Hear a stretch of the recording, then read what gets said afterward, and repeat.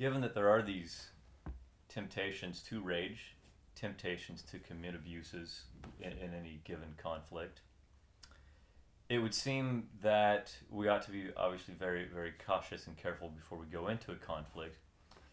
Thinking theologically, though, from a pacifist position, it would seem like we wouldn't want to engage in activities or ask people to engage in activities that would lead them into temptation, lead them possibly into sin.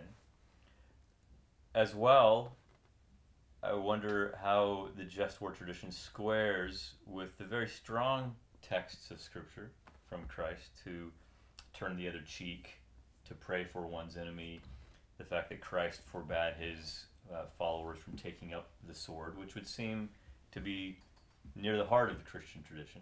So how does a just war proponent square the just war tradition or practice with these very strong core Christian reservations about violence and encouraging someone to do that which might lead them to temptation or sin?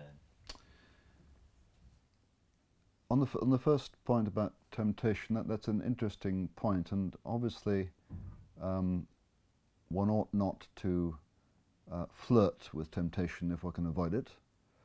One ought not to expose oneself to temptation or other people to it if one can avoid it.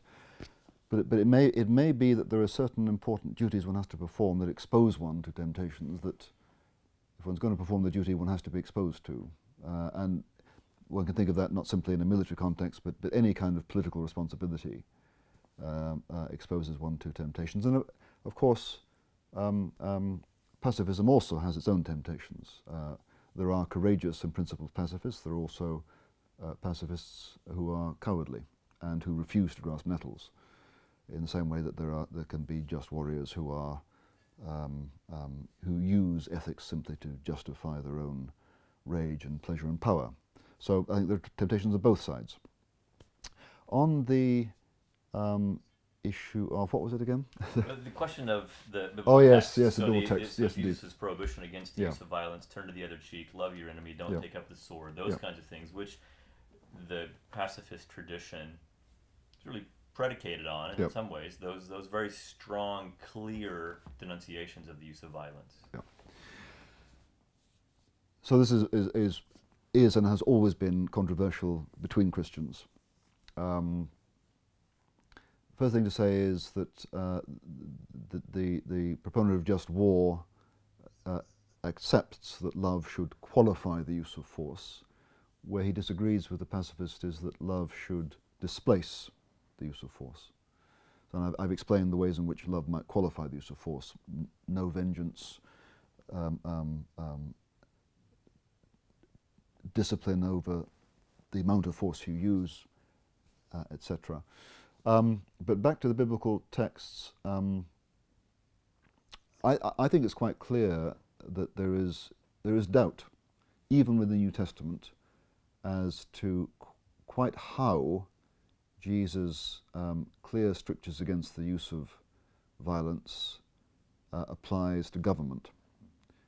Where is there doubt in the New Testament? Well, classically in Romans 13, 1-7, where St. Paul says of the governing authorities that they are ordained by God to use the sword against the wicked. Now, there is controversy as to how to interpret that, but it seems to me plausible to say that here Paul is quite clearly saying that he recognizes that the use of force is ordained by God. Now, we could go on to have a discussion about the question raised by Anabaptists as to whether Christians should use the sword, but clearly Paul thought that the use of the sword was not ungodly. There's also, yes, I mean, it's commonly said that during the first few centuries until Constantine, that Christians were pacifist. I think it's now recognized that the record is more ambiguous than that. Of course, there are people like Tertullian who argue that Christians should abjure the military, but the reason Tertullian went into print arguing that was because Christians were involved in the military. Okay, so why did Tertullian oppose Christian participation in the military? Tertullian, like other early Christian fathers like Tantius and Origen, objected to Christian participation in military service for a variety of reasons. Now, sometimes they will appeal to Jesus in the Gospels. So there's an issue, as it were, Christian principle there. But other times, what's clear is that they associate the Roman military with a bloodthirsty Roman culture. And so their objection to the military is associated with their objection to the Roman games, which involved the slaughter of animals or even the slaughter of human beings for entertainment. So not just appeal to gospel principle, also objection to bloodthirsty culture.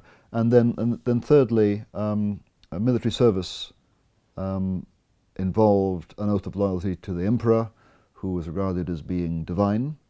And so there's an objection on the part of Christians like to turn into that. So the Christian reasons are various, and they're not simply objections to the use of violence as such.